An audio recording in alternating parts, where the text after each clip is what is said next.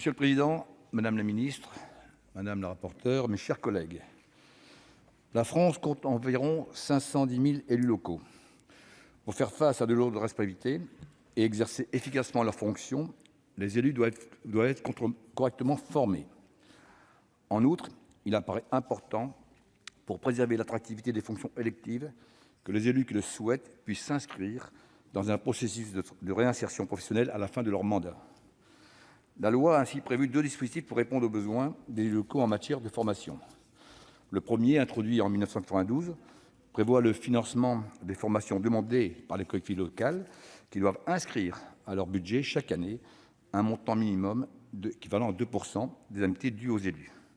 Le second, le DIFE, introduit en 2015, est financé par un fonds national alimenté par 1 % des indemnités perçues par les élus indemnisés, soit une somme d'environ 17 millions d'euros annuels.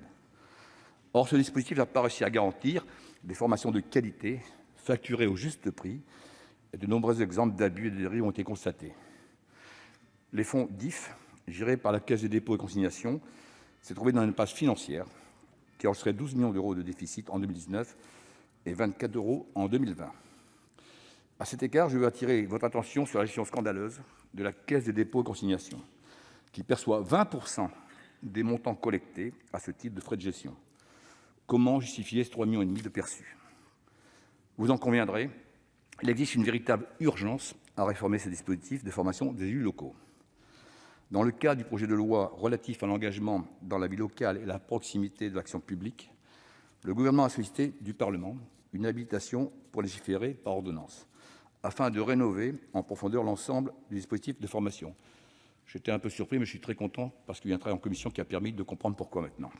Le projet de loi qui nous est soumis vise à ratifier 2 ordonnances prises sur le fondement de l'article 105 de la loi du 27 septembre 2019 relative à l'engagement de la vie locale et à la proximité de l'action publique.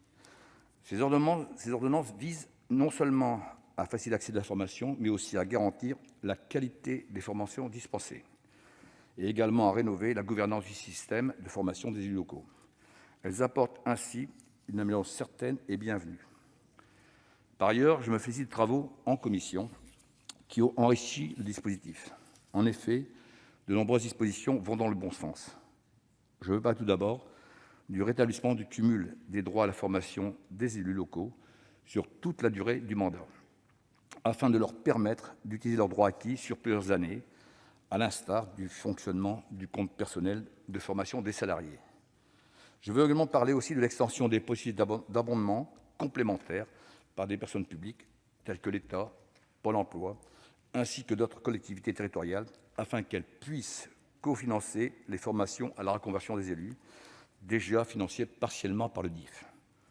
Enfin, vous parlez de la possibilité offerte aux élus locaux de s'inscrire dès la première année de leur mandat et gratuitement à des modules de formation pouvant être accessibles à distance la plateforme numérique et leur permettant d'acquérir les connaissances indispensables à l'exercice de leur mandat. De même, il était particulièrement nécessaire d'approfondir le contrôle des organismes de formation et, à cet égard, je me réjouis qu'un certain nombre de dispositions concernant les conditions de sous-traitance par les organismes de formation agréés aient été introduites, afin de garantir cette qualité de formation dispensée.